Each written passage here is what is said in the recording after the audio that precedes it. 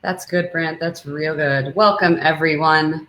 My name is Jenny Noonan-Dye. I am joined by my co-host, Brandt Malone, and you are watching or listening to the Come Follow Me lesson with Mormon News Report podcast. Thank you so much for being here. We are also joined off to the side here, but never off to the side, really, behind the scenes and whatnot and everything else, my husband, John Dye. Hello, everybody. Brandt, hello. You are back with us. It's been a few weeks. I'm back. I survived the trip to Idaho, kind of in one piece, kind of, sort of. But yes, I'm back. Thank you very much to you and Jenny, to you and John for taking care of Come Follow Me these past couple of weeks. I actually missed it. I was actually really excited to get back into doing this morning because it's kind of become our Sunday thing. And if I don't have my regularly scheduled program, I start to get a little loopy. So I'm very grateful to be back. Really excited to be talking with all of you because you know what? It feels like we haven't talked in a few weeks. Yeah. I'm glad that you're here too. I'll tell you, it's one thing to have John and me, and it's another thing to have all three of us. We have been relying heavily on those who have been leaving comments and participating online with us. And I've been very grateful for everyone who's willing to participate in that way. Already people are doing what I'm going to ask them to do right now, which is to check in, let us know where you're watching from. We have Patrice in St. George, Sandy from Arizona, and Barbara in Orem. Bob and Sandy, I should say. They're probably watching together down in Arizona.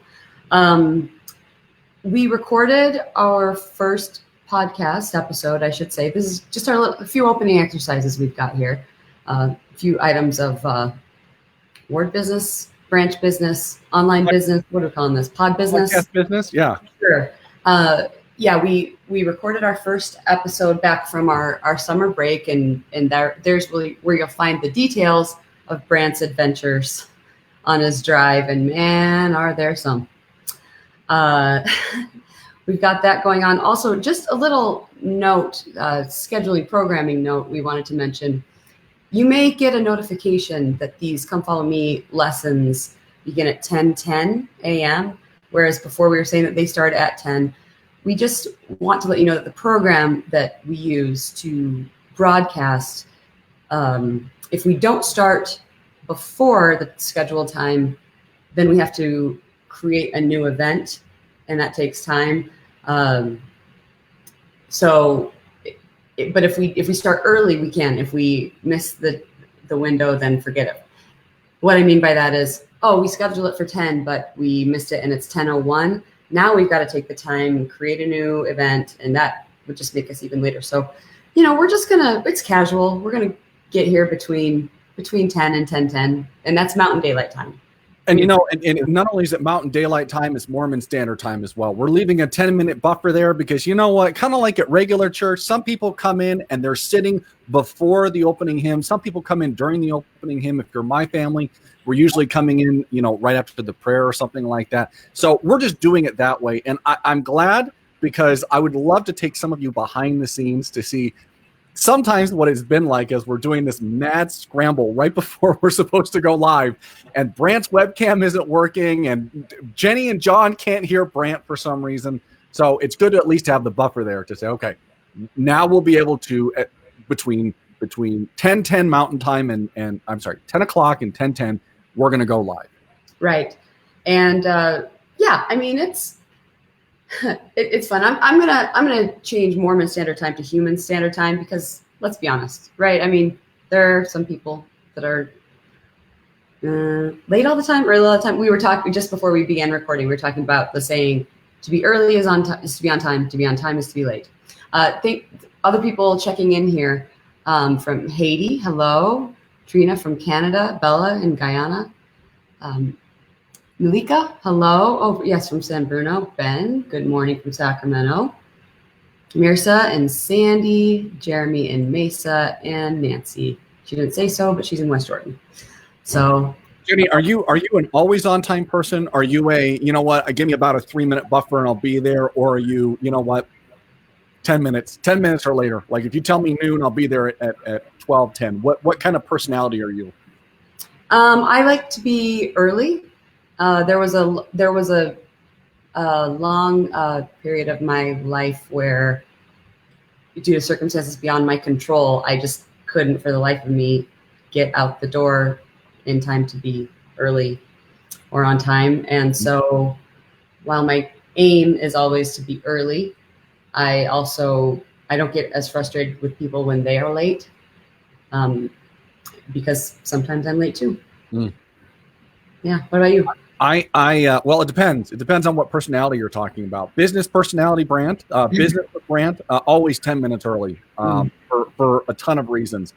When we were traveling, what I did was, and this is for those of you who know me in real life, this is completely what's the phrase the kids are saying now, on brand.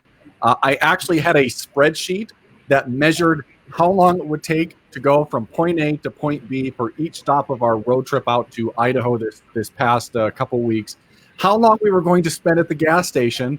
And then, of course, because I was sort of in business mode, to sit there and go, well, we scheduled 20 minutes, but guess what? We only spent 8 minutes. So we're going to gain 12 minutes. We're going to game the system for 12 minutes, and hopefully we'll get there 12 minutes earlier. Because I don't know about you, if you can make it to your hotel 12 minutes earlier from when you thought, the world is such a better place.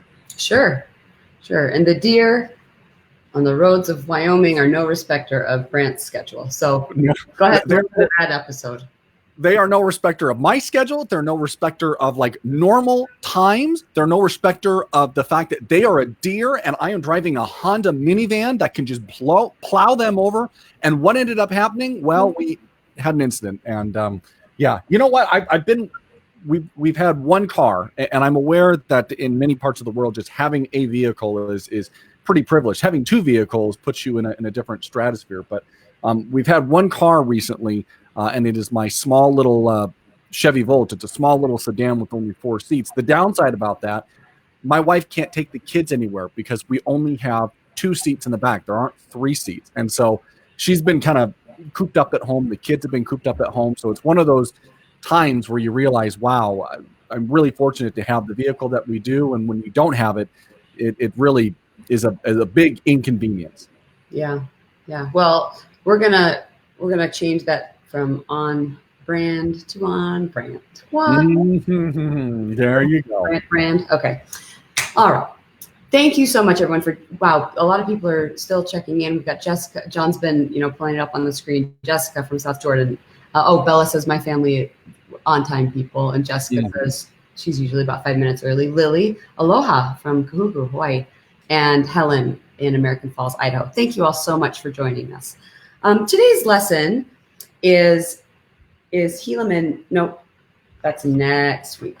I'll say first. Next week's lesson is Helaman chapters 1 through 6, and the title of that lesson is The Rock of Our Redeemer. But this week, today is Sunday, August 16th, and we are covering Alma, chapters 53 to 63. The title of the lesson is Preserved by His Marvelous Power.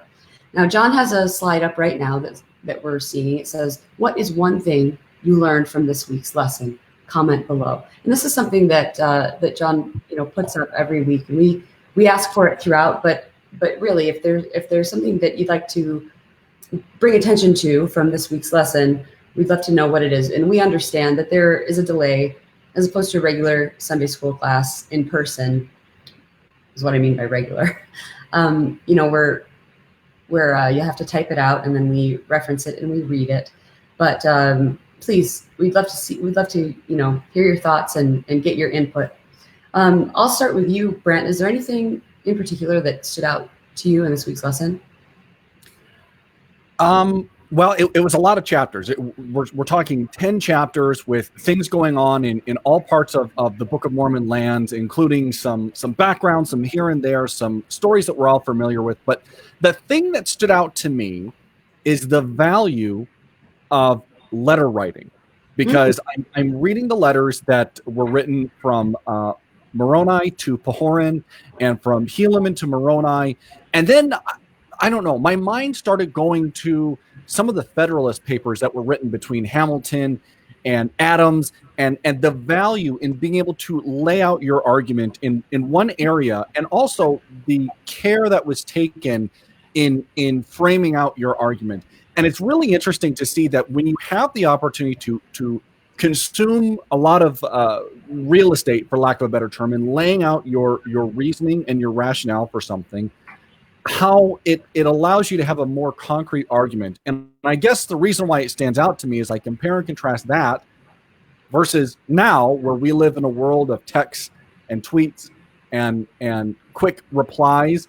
And that's a great thing. Don't get me wrong. It's really great because sometimes, listen, if I'm texting my wife, do we need milk or do we need cheese? It's really nice for her just to be able to say milk and not have to worry about, well, okay, I guess I'll have to wait a week to get a response. And it's going to be, 2 full pages on the glories of milk. But it's interesting how reading both of those letters, you are able to see the thought process that they went through. And I wonder if being able to spend the time to read it and maybe absorb it a little bit, and we'll probably talk about this in Pahoran's response to Moroni, allowed you to potentially keep your emotions in check and see what's going on versus your initial gut instinct of, whoa, you're attacking me. What's going on here? Wow. Yeah. Well, thanks. That's true. We've talked a lot about, and Brent, I know you have strong feelings about the importance of keeping a journal, especially for, you always say that if you could give missionaries one piece of advice, it would be to record those times, because in the moment you think you will remember, but you just won't. Right. As time goes on, and you're grateful for the times that you did write, because when you look back, it's the detail that you took the time to write down that really brings you back. And you're right. Right now we live in a time of instantaneous communication, quick replies, and those aren't for nothing. It's a blessing and a curse, right? Because we don't often sometimes we do, but it's more common, I guess, that we not take the time to really consider. It's easy to, quickly text something, type it on our phone, and then hit send, than it is to hand write out a letter or a card or something to someone. And you're right. It's a wonderful way of history as well, in addition to journals. We've talked a lot too about the oral traditions of storytelling and teaching, but when it comes to the written word, that kind of, on the one hand, it leaves less room for, I won't say misinterpretation as much as when you have a story that's passed down verbally, that tradition can tend to add or take away based on the person who's telling its understanding. Whereas when you have something written, the level of understanding is based on who's receiving it, but the same thing is given to everyone. Right. So and you're right, and I think we will get to that. It's a little bit later in the lesson as far as the chapters go, and John was able to bring up a few things, and we will get to that part. That we've got some comments here. I just want to say here, let's see. Sandy says, if the Lord's people are righteous, they will prevail. It isn't easy, but you will prevail. Thank you for that. And then Patrice shares, when I put my trust in Christ, I have more peace within. And then Annette, hello from, is it Delano, California. Thanks, everyone. Okay. So, John, did you have anything you wanted to? Well, I think we'll get into it, but obviously the Stripling Warriors, right? Yeah. That's a huge one. That's a huge theme that we'll cover today. Yeah, and I think you both just hit on the kind of two biggest parts of this chapter. Just because of the order of the chapters, let's go right ahead and talk about the Stripling Warriors. Either of you want to summarize? I mean, we hear about them a lot, right? We hear about the Stripling Warriors around Mother's Day. We hear about them when it comes to the faith of the people, to when we talk about covenants. If you had to summarize, what would and I'll give it to either of you. If you had to summarize, I guess, the story or the significance of the Stripling Warriors, what would you say? Brent, maybe I'll start really quick and you fill in the gaps if you can. Turn the camera on. We'll rotate this. Yeah. In essence, those that will remember the anti-Nephi Lehi's, right, the ones that said they would not pick up their weapons of war anymore, buried them deep in the ground. We know that they made a covenant to do that. They took that very seriously, but because of the quandary they found themselves in, they were seriously considering saying, we're not helping you, right? You're defending us still, and we're a liability, in essence, is what they thought. So they were prepared to really unearth their weapons of war and go help the Nephites out. Helaman, among others, were very concerned that because they covenanted with the Lord, that would cause a lot of issues. And so they tried to find ways around that. One of those ways was these young men.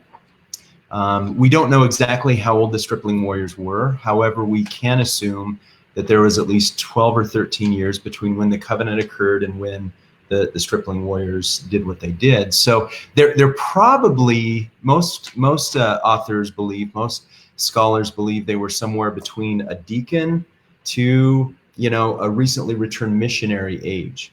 So think about that. If you can consider that the people 12 to 22 years that in your life, again, stripling is a good word to utilize to talk about them, right? They were, the Arnold Freeberg thing, I always drop that up, and I did a few times, but these probably weren't these ripped, buff people, right? These were probably, again, kids that you see passing the sacrament every week and doing things like that. So in essence, these 2,000 Stripling Warriors came to the aid of the armies because they needed more people in their regiment. They needed more individuals to do that. And it talks a lot about their mothers. And we'll probably talk about that more. But if you remember, one of the first things that happened after the anti-Nephi Lehi's left, over 1,000 people died, right? Lamanites came upon them. They were trying to kill them. They would not take up their weapons of war. Therefore, they were slaughtered. So chances are there are a lot of widows that are created because of that, and therefore a lot of people with single mother families. And so these young Stripling Warriors may very well have grown up without fathers in their home, as we know that. So anyway, they were just there to supplement the army. Brandt, you give the true report, okay? So a few additional thoughts. So we always hear the word stripling, and I've mentioned before that it's really important to go back to the 1828 Webster's Dictionary when you encounter a lot of words in the Book of Mormon, because that is the dictionary of the language that Joseph Smith would have been using as he was translating it from the original inscriptions into 1814, 1828 American English. So according to Webster's 1828 dictionary, someone who is stripling is a youth in the state of adolescence or just passing from boyhood to manhood, or a lad. And if I look at this picture that John put up, the two boys on the right there, that is who I imagine as being Stripling Warriors. And John, you're exactly correct. I think of the boys that I have within my youth organization. And if you think about the age and the personality types of boys that are between the ages of 12, let's say 11 and 12, to about 18 or 19 years old, you have a lot. There are some that still have not gone through any sort of a growth spurt, who are still very much young boys. You have some, I'm thinking of one of the boys in my priest quorum who is going to be playing Division I football somewhere as a defensive end, so you can imagine how big he is. You have all types of that. But the other thing that stands out too is, I think through this, you're talking about two things. One, a group of boys who, like John mentioned, probably grew up without a father in the home because of some of the slaughters that had gone on. And so you have that memory that's standing out, whether they were alive or not, we're not sure, when some of those slaughters went on. But number two, they're having to go to war with this conscience of, I might not only leave my mother who has lost her husband and my father, she's already lost one, now she might be losing another. But the other thing that stands out too is, it's not like we're doing, when I think about like boxing, right? They're going to put weight classes within the same weight classes. You don't want a heavyweight fighting, a straw weight, because that would be completely unmatched.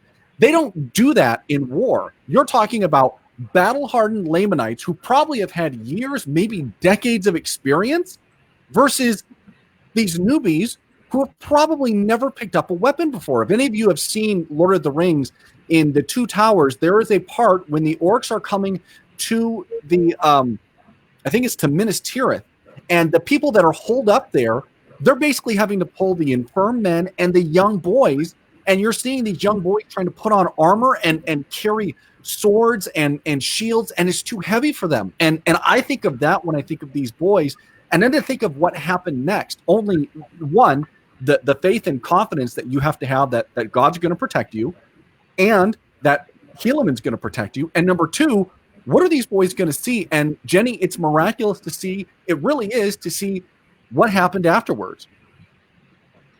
Yeah, no, absolutely. And I'm glad that you mentioned, you're always really good about that, Brandt, about the meaning of the word at the time the Book of Mormon was translated. If you just look up the meaning of the word stripling right now, it's a young man. Mm-hmm. And so yours was definitely more more detailed and specific. But you're right. And I need to cut you off really quickly, Jenny. I am sorry, all of you Lord of the Rings fanatics. It's Helm's Deep. It's not Minas Tirith. I am so sorry. Please forgive me. Hey, turn in your LOTR card, I don't even please. know what you guys are talking about. Okay, everyone. Okay. I'm going with it. You guys are fans of it. I just don't know. I just don't know. I'm not saying I'm not a fan. I just don't know. But okay. I mean, you did reference Hamilton earlier. That's my jam. That's great. Okay. No, thank you. Thank you for that. And thank you to Ben and Jacob for that gentle correction. So John just pulled up this slide with part of a scripture that I want to read.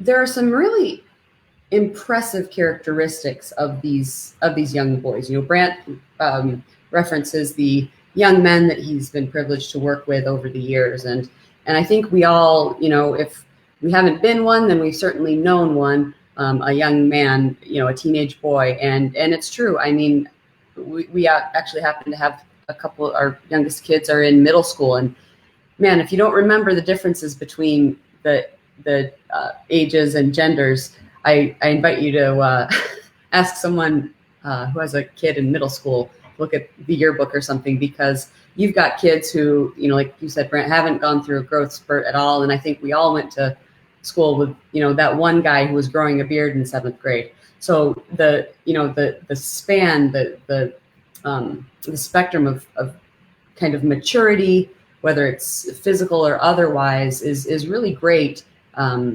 throughout. And even and as, if I may, as the mom of a young man who falls within that age range, in that category, I would be terrified, just utterly terrified at the idea of sending my son to battle. I mean, I've often thought about my my kids as they've reached different ages and things about like, oh well, Joseph Smith was this age, et cetera, et cetera. But this really hits home. Did you want to say something? There's something Ben wrote that okay, we might want to read. Sure. So we can only, unfortunately, show a little bit of this, but yeah, Jenny can read it all. I'd like to share what Ben wrote here. He says, "Can I share a perspective on the Stripling Warriors? This was always one of my favorite stories as a kid. It had everything: sword fighting, good guys beating bad guys, divine force fields, magical powers. And like many of you, this story was rehearsed to us repeatedly with the same message of, if you have enough faith, you will be protected. And in a trusting, childlike way, I believed it, which made it difficult for me to understand what was happening when I met people who were not protected, regardless of their faith. It shook me as a teen to learn of a missionary from our neighborhood who was kidnapped by gangsters, or another who died at a beachside P-Day accident, or another who had an unknown heart defect and collapsed mid-basketball game. Time after time, I couldn't help but wonder, didn't they have faith? Weren't they taught by their mothers? Didn't they believe that God would deliver them? Why weren't they protected? And in that struggle and dissonance, faith moved from childlike to adolescent, where absolutes get replaced with doubts, where black and white give way to growth and nuance, and where uncertainty mingles with pure faith. I felt guilty for wondering. I felt like my faith wasn't strong enough, but I couldn't deny the reality of what I was seeing around me. I came to see that for every son of Helaman, there was also an Abinadi, or a follower of Alma and Amulet cast into the fire, or even others in the exact same army as Helaman, who were likely taught the exact same principles by their exact same mothers, and yet they still perished. Sometimes deliverance did not come, not by lack of faith nor doubt, but simply because we all have agency and God won't stop it. I wonder if we read more into the story of the warriors than what is actually there. When it says they were taught by their mothers that God would deliver them, could there have been a tearful mother saying goodbye to her son, saying, whether in life or death, he will deliver you? Did they go in expecting to survive, or merely to do whatever they could and trust in the outcome regardless?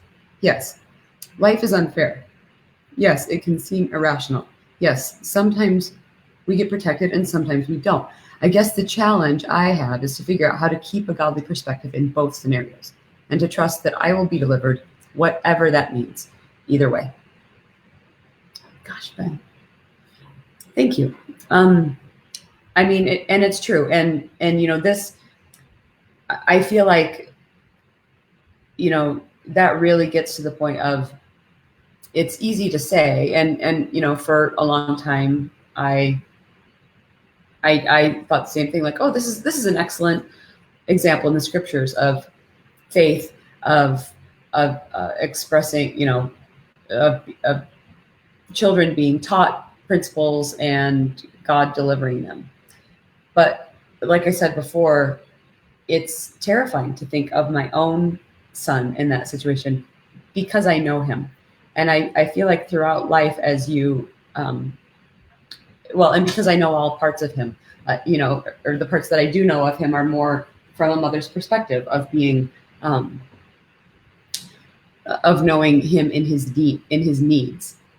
And it's scary when you kind of expand that window of what, like what Ben is saying, you expand the window of what what this actually meant. That it meant maybe it was a mom with two boys and both of them went, and then that would leave her with no one else. Yeah, thank you, Ben. Brent, did you have something you wanted to say in response to what Ben shared? I think that this is always the hardest parts about the scripture, because and I say that this applies to a lot of scriptures, because on the one hand, we like to take the optimistic. We don't want the scriptures to be pessimistic. And I don't think the scriptures are trying to be pessimistic here. We want the optimistic messages. We want the inspiration and the hope, because that's really what our faith is built on, the hope of things to come. And so, yes, I think that's something that we should look at within these scriptures and to take that out of it. But I'm glad that Ben brings up his perspective, because I think of others, and Jenny, I know that we've covered a lot of stories like this of tragic missionary stories of people doing good things and bad things happening to good people. And that's always, it seems like that's always at the crux of some significant questions within religion. Why do bad things happen to good people? In a situation like a missionary, you're doing the best possible thing that you could do. And so it's either, it's a question of one of two things. Did God forget about you, or were you doing something you weren't supposed to do? And I don't think that that's the case. And I'm glad that's why Ben in his last part said, yeah, life is unfair. The way that he said it can be irrational. The way that I phrased it is, I truly believe that just as God has to follow the laws of agency and allowing others to make their own decisions, chaos is also a law of the universe, and God has to allow chaos to happen. And with chaos, that means sometimes things that are kind of incomprehensible or irreplicable can happen, or as Ben said, irrational. And so, on the one hand, this story does have a positive outcome. None of the Stripling Warriors were lost. They had injuries, but as they went through and they counted them all, they found that everyone was alive, as this picture shows. I can't imagine that it was an easy battle, and then it's just a few scrapes here. My eyes keep going to the warrior on the left there, who's splattered with blood, and his fellow warriors, his fellow brothers, are having to lift him up. But at the end of the day, everybody made it through. And I wonder if this is an analogy for life, in the sense of, at some point we're going to get beat up and it's going to be pretty bad, but through Christ we can all get through. And maybe that's the way that we should be looking at it, not in the sense of we're going to be preserved from harm, because obviously these warriors did have pain inflicted on them. Not even that we're going to get through completely unscathed, but if we keep our trust, if we follow what we've been taught, we're going to make it through. Yeah, thank you. As you were talking about that at the beginning, the kind of, we tend to look at the bright side and simplify a lot of these stories. And I just wonder, had this account in the scriptures been written from the perspective of the mothers of the Stripling Warriors, how we might read it differently, what it might say differently, and how we would interpret it differently. Jenny, I actually know an author, Nettie Harrison, would be really interesting to see if she could write because she's done it when it came to the Book of Laman. Yep. She did it with Abinadi or Abish. I'm sorry, the Book of Abish. I'd love for her to write something along these lines, to write through what it would be like as a mother of one of these, understanding the covenant that their husbands had made, especially if their husband was, frankly, if they were slaughtered, if they were murdered, and now having this decision and what would go through and what would that mentality be like? Yeah, I'd love to talk with her about that, because I know she has a unique perspective on a lot of aspects of this. I want to talk for a minute, speaking of which, when we think about this, I know as a mom, and I know it's not unique to me, and it's not unique to even motherhood, or even parenthood. It could be, as any calling where we are teaching or have some sort of stewardship when it comes to matters of teaching children in matters of faith. I want to read some scriptures. I want to go to Alma 56, verses 47 and 48, and then also 57, 20 through 27. So I'll say that again. It's Alma chapter 56, verses 47 and 48. So this is part of the Helaman letter that he's writing, right? Yeah, I think so. It says, "Now they never had fought, yea, they did not fear death, and they did think more upon the liberty of their fathers than they did upon their lives. Yea, they had been taught by their mothers that if they did not doubt, God would deliver them. And they rehearsed unto me the words of their mothers, saying, we do not doubt, our mothers knew it." And then the next one is Alma 57, verses 20 through 27. "And as the remainder of our army were about to give way before the Lamanites, behold, those 2,060 were firm and undaunted.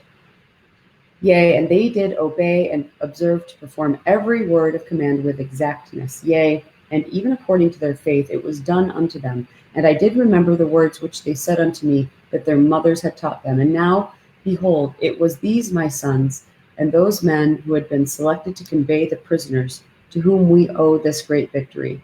For it was they who did beat the Lamanites, therefore they were driven back to the city of Mattai. And we retained our city Cumeni." Is that how you say that? Cumeni. "And were not all destroyed by the sword. Nevertheless, we had suffered great loss. And it came to pass that after the Lamanites had fled, I immediately gave orders that my men who had been wounded should be taken from among the dead, and caused that their wounds should be dressed. And it came to pass that there were 200 out of my 2,060 who had fainted because of the loss of blood. Nevertheless, according to the goodness of God, and to our great astonishment, and also the joy of our whole army, there was not one soul of them who did perish. Yea, and neither was there one soul among them who had not received many wounds. And now their preservation was astonishing to our whole army. Yea, that they should be spared, that they should be spared, while there was 1,000 of our brethren who were slain. And we do justly ascribe it to the miraculous power of God, because of their exceeding faith in that which they had been taught to believe, that there was a just God, and whosoever did not doubt, that they should be preserved by his marvelous power. Now this was the faith of these of whom I have spoken. They are young, and their minds are firm, and they do put their trust in God continually." Now, I know. I have to apologize too. I can't get the screen share to work. So it's it's going to be us or pictures today. Okay. That's okay. All right. So, I want to acknowledge that I don't know if everyone who's participating in this lesson or listening is a parent. I'm hopeful, though, still that those who aren't will be able to think of a context in which they have influence over children, so that we can kind of share in this idea of, I remember when my oldest, who's now 21, when she was turning 8, I remember feeling this overwhelming sense and frankly comparing myself to the mothers of these Stripling Warriors. Like, have I taught her enough? And of course, that's something that I put on myself. I imposed upon myself that didn't really help a lot of anything, because faith and learning is a lifelong journey, no matter your age. At the same time, I just would ask, who might be relying on your testimony, and what are the things you can do and say to strengthen those people? President Joy D. Jones, the primary general president, she gave a talk in April of 2017 in conference called A Sin-Resistant Generation. And part of what she talked about in keys to raising a sin-resistant generation, she said, to begin, we must help our children know without question that they are sons and daughters of a loving Heavenly Father, and that He has divine expectations of them. Second, understanding the doctrine of repentance is essential for becoming resistant to sin. Being sin-resistant doesn't mean being sinless, but it does imply being continually repentant, vigilant, and valiant. Perhaps being sin-resistant comes as a blessing from repeatedly resisting sin. A third key to helping children become sin-resistant is to begin at very early ages to lovingly infuse them with basic gospel principles and principles from the scriptures, the articles of faith, the For the Strength of Youth booklet, primary songs, hymns, and our own personal testimonies that will lead children to the Savior. Helping children understand, make, and keep sacred covenants is another key. Teaching children to keep simple promises when they are young will empower them to keep holy covenants later in life. And so here's an example where we see what we kind of lovingly or kind of offhandedly refer to as the Sunday school answers. Again, the little things are the big things. Taking time to talk to your kids about basic principles of what it means to keep a promise. Talking to your kids about, I remember from when I taught nursery, there is a lesson in the manual for the nursery class at church that is, I can say I'm sorry. And I think that's really important, because when we can say, I'm sorry, I, fill in the blank, that is understanding that, none of us are sinless, but we can be sin resistant by continuously repenting. So, Jenny, just a couple of thoughts. I know that you have a lot more experience with children than I do, considering my kids are pretty young, but just a couple of things that I've learned. And I think it goes back to a lot of what you're talking about is not just having those conversations about some of those topics, even if they're basic topics, because I know that you've talked before about that nursery lesson and how important it is. And to be honest, how many people sometimes don't understand how you apologize. It's kind of crazy to me. But I think another area is also making it natural. I've talked a little bit in the past. When I was heavily involved with the youth, I had two sacred spaces that I always wanted to make sure that we could have open discussions, because magical things happen in those areas. Number one is around a campfire. Sometimes when you're around a campfire, it must be tapping into our basic human nature. But sometimes your guard comes down a little bit. And I'm not saying that at that moment, you need to put your foot down and say, boys, I wouldn't be a man if I didn't stand up before you today and bear my testimony. No. Sometimes it's just good to let them talk it out and to gently offer your perspective as someone who's a little bit older. The other one is car rides. And I think the thing that makes those two areas sacred spaces is, number one, it's a captive audience. Like if you're in a car, you're not going anywhere. But number two, there's also enough things out there to distract you so you don't feel like you have to consistently be pushing the conversation forward. But it also allows them, as they get comfortable with you, to talk more about things. And I think the benefit of that is just allowing that conversation to happen and just finding opportunities to give your perspective. And it doesn't always, as an adult, as a leader, as a parent, it doesn't mean that you need to be putting yourself up as Superman all the time. Sometimes it's beneficial to at least my perspective with the youth, if they see that you're human too, if they see that, yeah, you know what, I was a doofus when I was younger, I did this and this, and now that I'm older, I can look back and say, yeah, that was where it was kind of dumb. Or as I've talked about on the show, you know what, I wish I would have done X, Y, and Z on my mission. Like, those are things I really wish, and this is the reason why.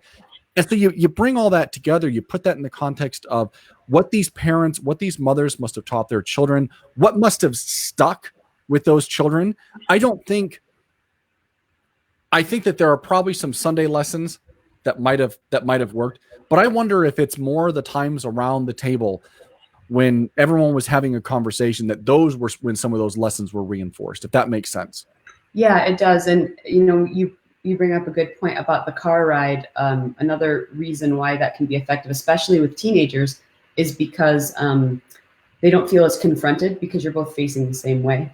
Oh yeah. Yep. As opposed to like looking right in their eyes. Sometimes they aren't comfortable with that. And so that's just an aside, but. And Jenny, with the campfire, it might be the same thing.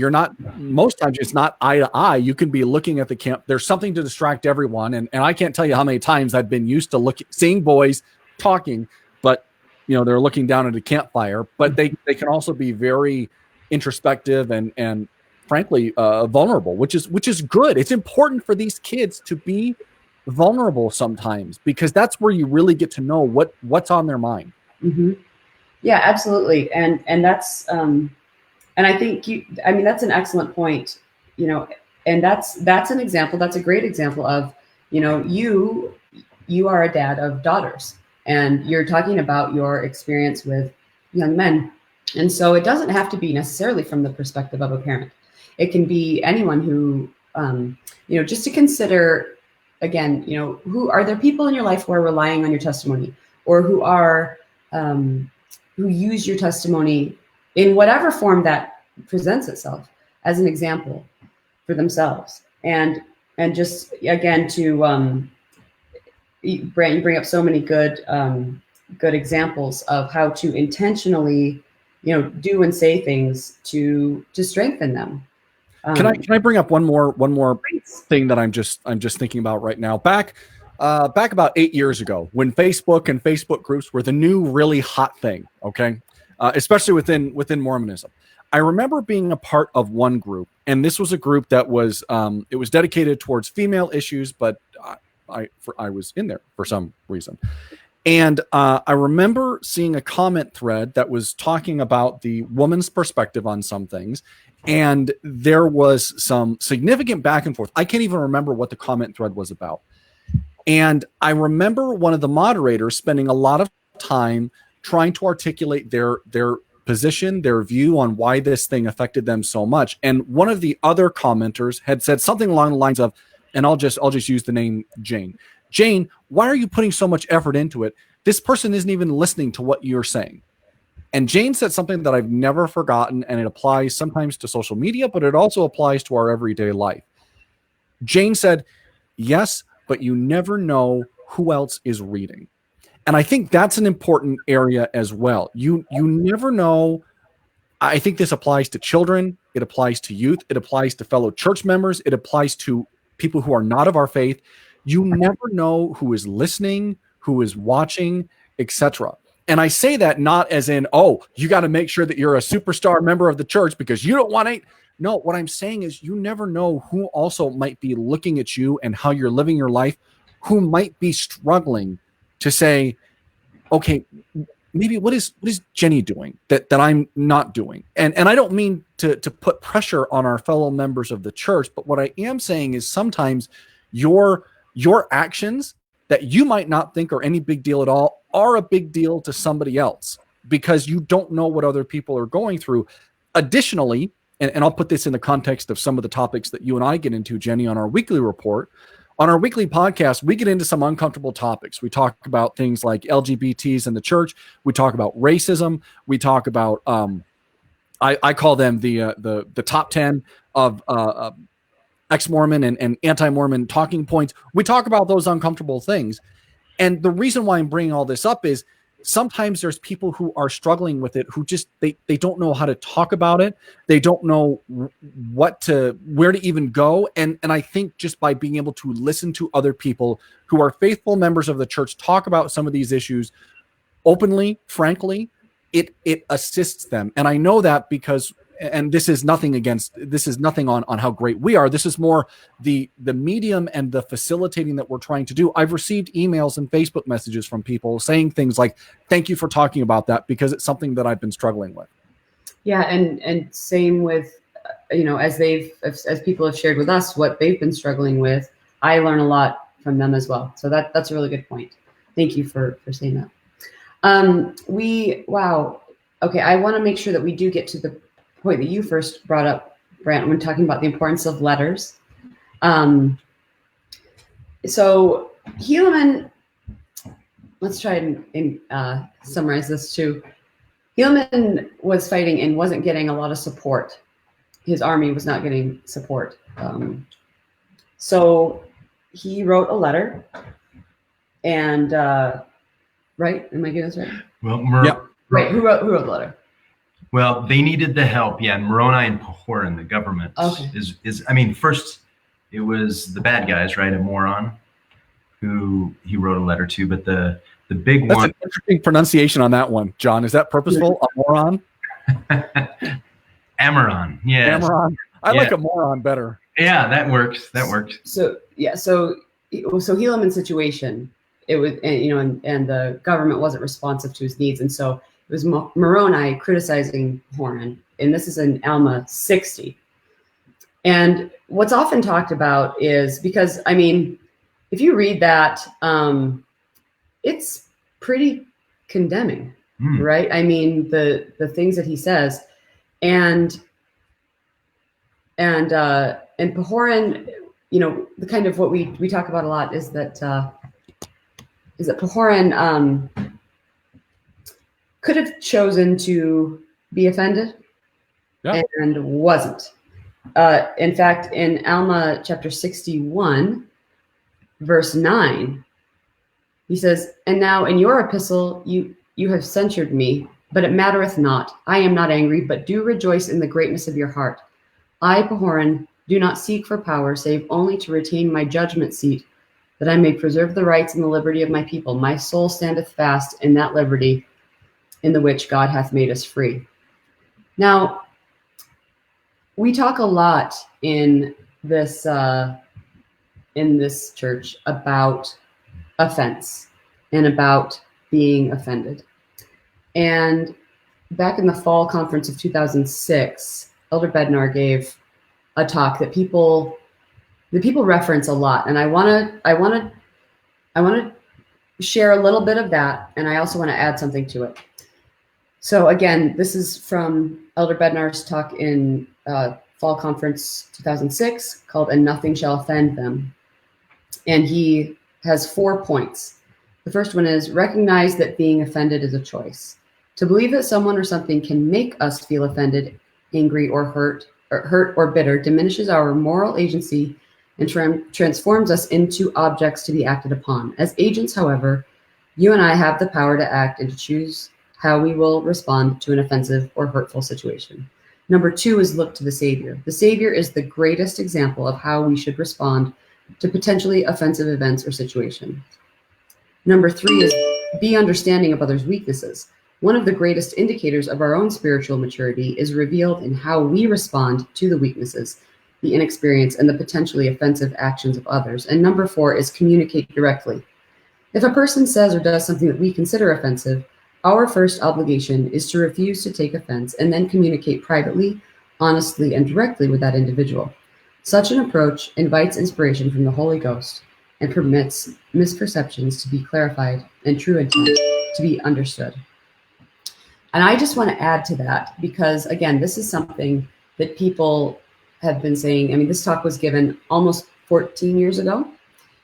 And I want to say, I guess I just want to invite everyone who can hear this to consider that while what Elder Bednar says about being offended being a choice is true, I also don't think that that applies to when we choose to intentionally hurt or offend and then expect the other person not to be upset about it. Because I see that happening a lot, especially as we've been talking about with communication online. Someone will say something that is offensive, that with the intention of, well, if not offending, certainly not intention of coming together, but rather to be divisive. So I guess I would just add to that, which is, to also seek to not be offensive. I really love those second and fourth points, especially about communicating directly, because of course, oh my gosh, every day of my life, I encounter a situation where I wonder if I did something to offend someone, or I wonder if something that someone said or did to or toward me was meant to offend or hurt me every day. And his second point, look to the Savior. Like he says, the Savior is the greatest example of how we should respond to potentially offensive events or situations. And I would point out that the Savior got angry. The Savior, turned the tables over, and that was a response. And so, I mean, this is a situation we could spend another hour talking about, of course, like so much of what we cover. But I would just, I guess, invite anyone who has ever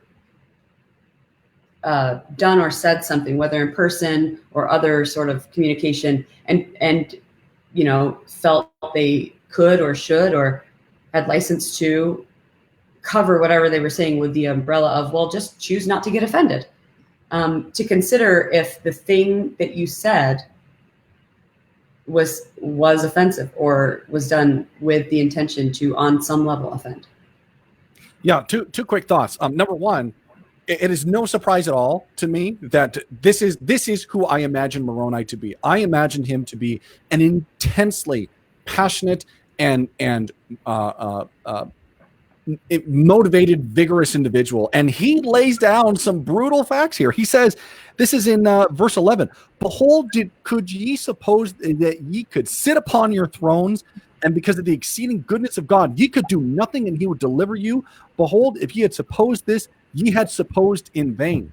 What are you doing? Sitting around dreaming of your mansions above? Exactly. I wonder where we might have heard that. But I think the thing that stands out is there was obviously a relationship between Pahoran and Moroni here, because I think Pahoran understood that Moroni is not saying this because he's doing it with the best of intentions, and there's got to be a relationship there. And he is seeing he's not mad at me. He's trying to get this situation under control so that he can help us. And so, you know what? Probably not a good idea for me to get into it right now with the general of our armies. Let's work through this. Let's figure out, and you know what? Let's give him the benefit of the doubt. Maybe he's under a lot of stress because of everything, and he just needs our help. So that's number one. And it's really interesting to see that back and forth. And I agree with Ammon. Pahoran's reply really is inspiring, especially when we're encountered with some of those high stress situations. But to Jenny, and really quickly, because I know we're against time here, to your comment about the whole idea of offense, I think that sometimes within the church, we have some scriptures that allow us to step out of the boldness camp and into the offensive camp, because we talk about behooving sometimes with sharpness. We talk about wanting to speak boldly and bluntly, and we confuse that with, frankly, just being a jerk or not really getting any of these ideas of basic interpersonal communication. And sometimes that happens from leaders of the church to people who are not in leadership positions. And that is, I think, the area that I wish that Elder Bednar would have talked a little bit more about, and there would be more direct training there, because it is not so much that the individual is being offended and therefore you just got to get over it. It's a two-way street here. Yes, there are times when sometimes We can take small things and make them into massive offenses. There are other times that legitimate offenses go on, and sometimes we don't have good mechanisms in the church to deal with that. Because if you do want to direct it and to confront that, sometimes that involves significant tension that might involve church discipline. It might involve other ramifications and consequences other than directly confronting the offense that went on and trying to resolve it. And so that's where I wish that he would have spent more time, because it focuses much more on those that have been offended and not on the offensor, if that makes sense. Absolutely. I like that a lot, Brent. I actually wrote that down. You talked about the difference between being bold and being offensive. That's absolutely true.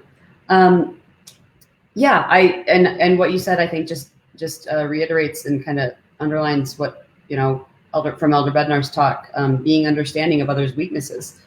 If someone says something that offends you, again, Elder Bednar's fourth point, communicating directly, asking, "Oh, I'm sorry. Did you think I meant this? Because I sure didn't." I mean, gosh, that at that point, in a conversation, the tide sure can turn. So yeah, sometimes by repeating their words back to them to say, I want to make sure I understood this correctly. When you do that, sometimes when they hear it, it's, oh, that's not what I wanted to say. Or, yeah, that's exactly what I wanted to say. And then you can choose to go from there. But it does take confrontation. Sometimes we as humans, and especially sometimes within the church, we don't like confrontation because that can be uncomfortable. Right. But yeah, porn is a great example. So, great. I think that's it from my end. John, did you have anything you want to share before we end? No, I think, this ends Alma, right? And the explorations begin in the last chapter of Alma, which is kind of fun, right? They build boats, they start taking off and doing some of that stuff. But Helaman is up next, so excited to talk about the Rock of our Redeemer next week. And this now we kind of start escalating towards the end of the Book of Mormon, because we're going to get Helaman, some stuff goes on in Helaman, and then we hit 3rd Nephi, and it goes really quickly. So we built up a lot. It's a roller coaster. We built up, we're almost at the peak, and then sadly, on a roller coaster, when you hit the peak and you start coming down, it's really fun. That's not what happens in the Book of Mormon. Nope. Spoiler. Thanks, everyone, for joining us this week. We really appreciate your participation, whether listening, whether watching, whether commenting or not. We didn't get to all the comments, but thanks to those who respectfully engaged with one another.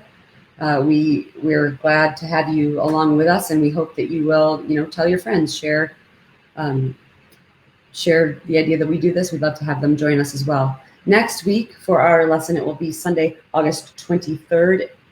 The lesson is The Rock of our Redeemer. Like John mentioned, Helaman, chapters 1 through 6, and we will meet again here about 10 a.m., between 10 a.m. and 10:10 a.m. Mountain Daylight Time, 12:10 Eastern, and all the times in between. Right, Brent? Something like that. And if you are interested in Jenny and I's weekly Mormon news podcast, all you have to do is you just got to search for us on your pod fetching app. Just search for Mormon News Report. We cover all the week's worth of Mormon news.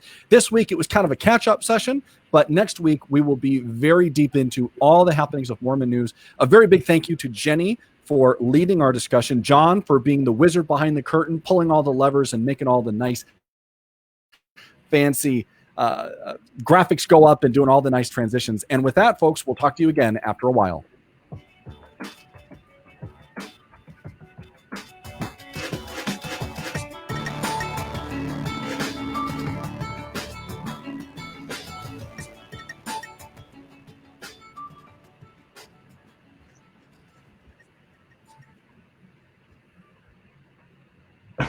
Oops.